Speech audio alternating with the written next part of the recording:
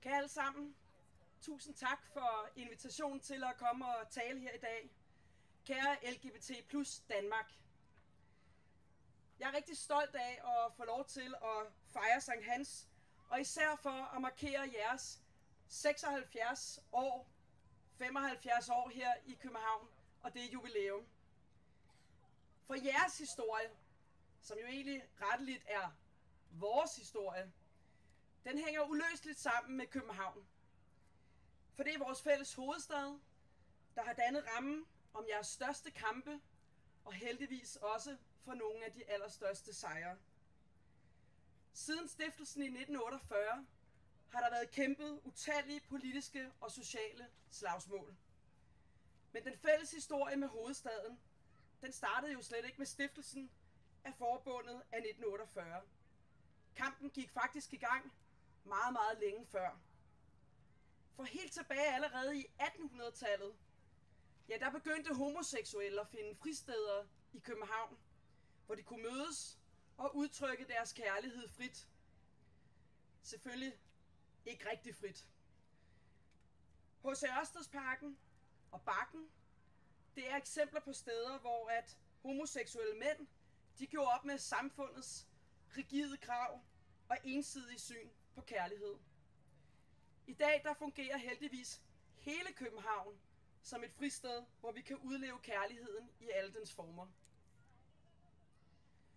I de allerførste år, der var aktiviteterne i København jo knyttet særligt til Knabrostræde 3, hvor Panbladet, som jo er verdens ældste blad for homoseksuelle, fra 1954 og frem, oplyste danskerne om kampen for seksuel tolerance.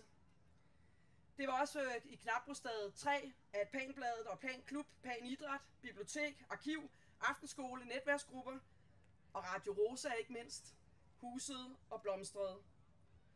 Christiania i 1972, der blev der indrettet Bøssehuset, som står der den dag i dag. Og på Rådhuspladsen, der gjorde modige mænd oprør mod danseforbuddet.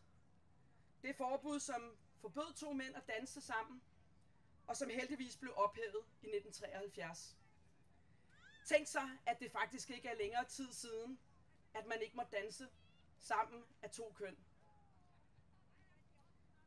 Og selvom der aldrig blev nogen dans på roser, ja, så er vilkårene for homoseksuelle heldigvis blevet bedre hen ad vejen. Og i 1982, der skiftede navnet jo til Landsforeningen for Bøsser og Lesbiske.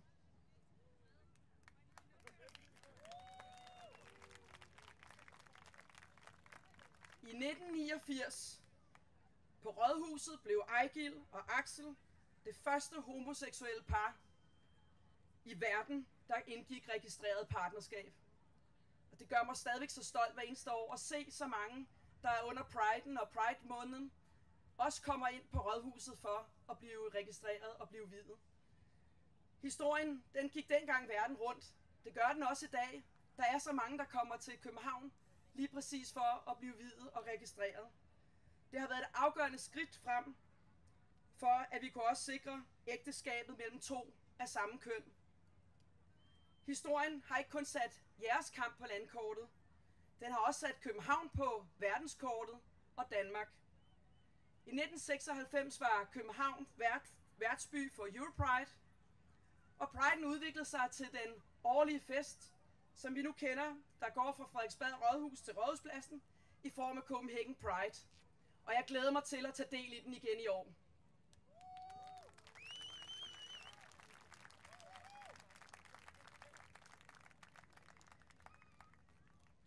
I 2021 der blev København værtsby for World Pride, der også cementerede København som en global hovedstad for LGBT plus miljøet. Jeres forening har udviklet sig igennem 90'erne og 0'erne. Det har København også. Foreningen er også sidenhen blevet udvidet til også at rumme biseksuelle og senere hen også transkønnede. Dermed det lille plus. Plusset i jeres navn, det er også et plus for mig. Både som socialdemokrat og overborgmester i den her by. For mig betyder det nemlig, at vi arbejder for alle personers rettigheder, uanset hvem man er. For mangfoldighed og for ligestilling for alle. Nu står vi så fælles her samlet på Sankt Hans aften i 2024. Vi sender ikke længere heksene afsted til Bloksbjerg. I stedet for så brænder vi skabet af. 76 år efter forbundets stiftelse i 1948. Fortsat med en stærk fælles historie, der bliver vi med at hænge tæt sammen. Og stadig med en fælles kamp, for den er jo ikke slut endnu. For frisind, for ligeværd og for tolerance og respekt. Tak fordi at I gør så kæmpe en indsats for at fremme værdier, der er helt centrale i vores hovedstad, i København og i vores samfund. I er en del af det samfund, som vi skal have, og dermed er I også med til altid at gå foran. I gamle dage, der brændte man hekse af på bålet. I dag, der ser vi trolde på nettet.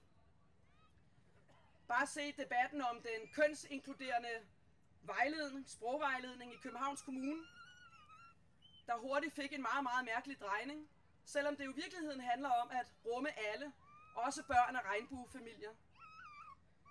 Og på denne Sankt Hans aften, der markerer vi jo ikke kun jeres 76 års fødselsdag, men vi hylder også lyset og de lange dage. Vi har stadigvæk brug for det lys. Vi har brug for det håb, der bliver tændt i mørket.